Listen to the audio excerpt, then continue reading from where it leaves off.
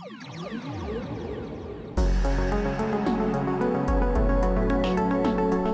6th Pangaea Young Explorers Expedition is taking us to Mongolia. From the north around Lake Hofskull, all the way down south to the Gobi Desert. 2,000 kilometers, 7 different means of transport. Come and join our 9 young explorers for an experience of a lifetime. Mongolia is one of the largest landlocked countries and one of the least densely populated countries in the world.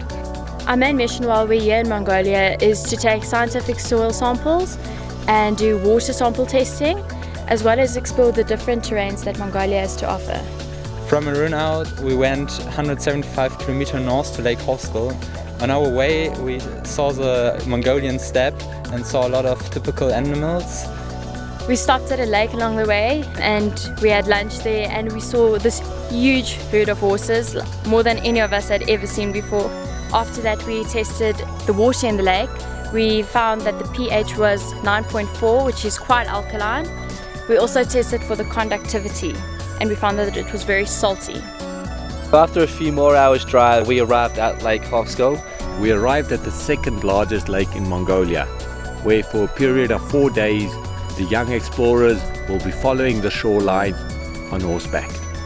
We all came from different parts of the world and we were very excited to see this, and we found this incredible view. It's just a gigantic mass of water and it's like a mirror, and you can't make a difference between the sky and the water.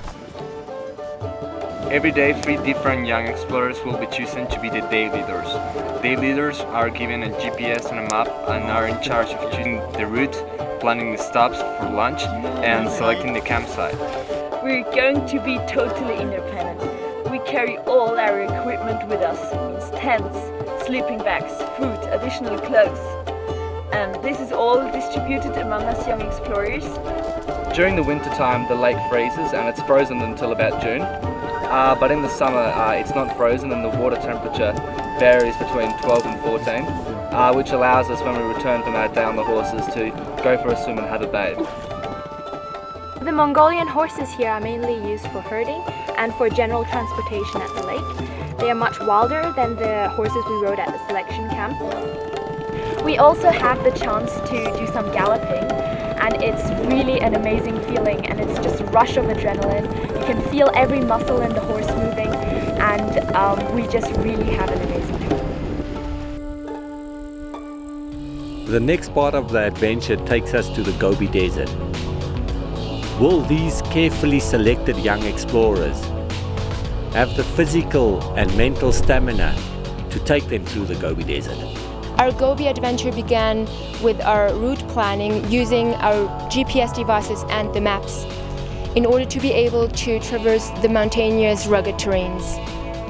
After 9 hours and almost 1,000 meters of elevation change, we eventually reached the Gegeet Valley. So we're going now into the Gobi, and as you can see the desert steppe. There's less vegetation and more rocks, and it's just getting more dry and barren. Over the past 3 days, we've covered about 9 to 10 hours a day on horseback, with a total distance of 150 kilometers to reach the singing dunes of the Gobi. The Gobi Expedition is not only a physical travel from point A to Z, but a journey within themselves for the young explorers that can help them for the rest of their life. It's the first time I'm going to ride one of these camels, and I felt like sitting on a dragon when they stand up with these 4 legs.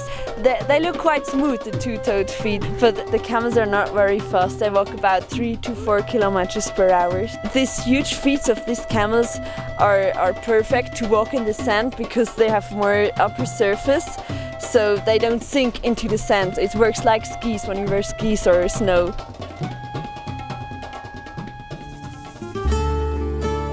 The mission of our day was to climb the highest dune on the Hungarian Hills, so we decided to wake up at 4 AM in the morning, make the best of our time.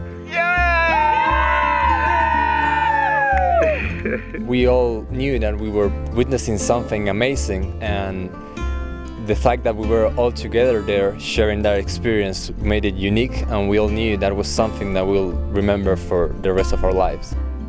Walking through the dunes on the softer sand is very different to other kinds of terrains, because every step you waste much more energy because the sand moves, so you need to pay a lot of attention on which way you go.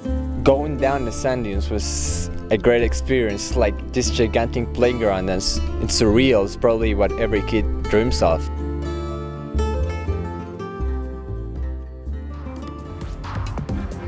We woke up at 4:30, so it was a really early morning start. It's cold, but as soon as we get on those bikes, it's going to get warm, so we don't have to worry about it. We rode our bikes from the Hungarian Alps, the sand dunes, to the Flaming Cliffs, which are 140 km away in the northeast. From the Hungarian Alps we had to climb up 500 meters of altitude, and it was really hard because the road is bumpy and sandy and you need a lot of energy to do that. As times become tougher and the young explorers became tired, it was quite amazing to see how they would bond in a team to successfully arrive at the Flaming Cliffs of the Gobi Desert. I was so happy because I made it, and I didn't think I'm gonna make it. I was really happy, and it was really good.